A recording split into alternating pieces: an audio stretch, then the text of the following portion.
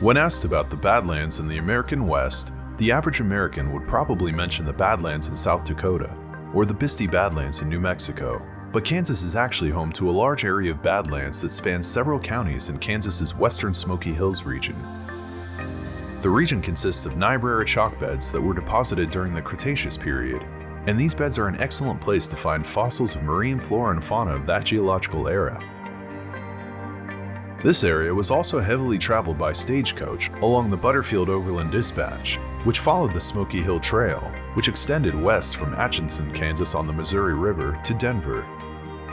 While the Smoky Hills are famous to fossil enthusiasts and Wild West historians, the area is still largely unknown to the general public, and so this is your introduction to the Badlands of Kansas.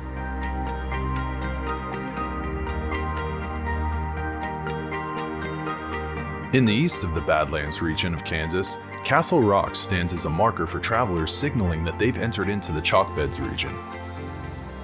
Though on private property, the landowner actually grants public access so that people can experience the magnificence of this formation.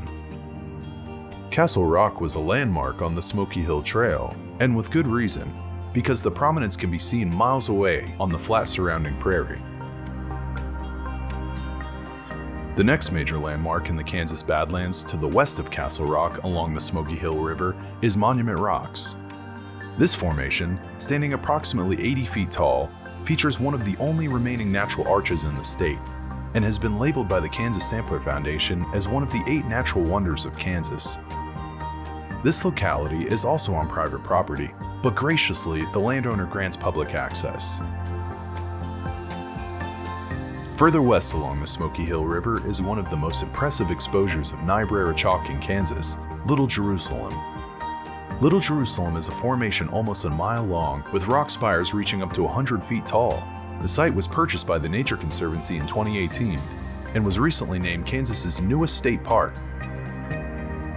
Little Jerusalem is part of the Smoky Valley Ranch, which is an 18,000-acre ranch also managed by the Nature Conservancy. On Smoky Valley Ranch, there are several locations in which outcroppings of chalk are present at the surface. As you enter the ranch from the north, an exposed rocky hillside was once quarried by exodusters, a large group of black pioneers and homesteaders who left the South and made Kansas their home during the American Reconstruction period. These exodusters masterfully crafted homes and buildings from this chalk, which is often blended with limestone. Examples of these buildings still stand today at locations across the Smoky Valley Ranch. The Cupola House is an excellent example of the master craftsmanship these black pioneers possessed.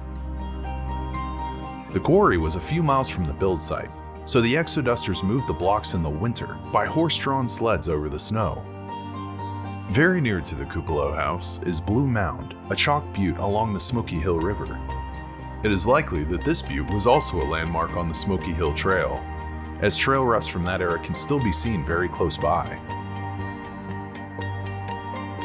On the western edge of the Smoky Valley Ranch is a public trail that features numerous outcroppings of Niobrara chalk. One of the most notable landmarks on this trail is the ancient Bison Jump.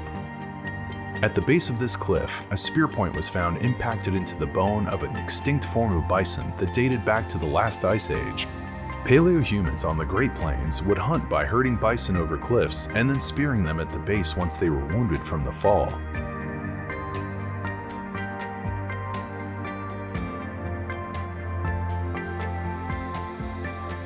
To the west of Smoky Valley Ranch is the town of Russell Springs, which is home to the Butterfield Overland Trail Museum.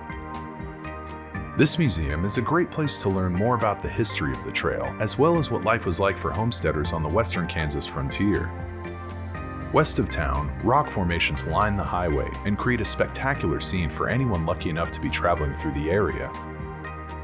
Goblin's Hollow, a series of small pits harboring tiny hoodoos, is just over the hill beside the highway west of town.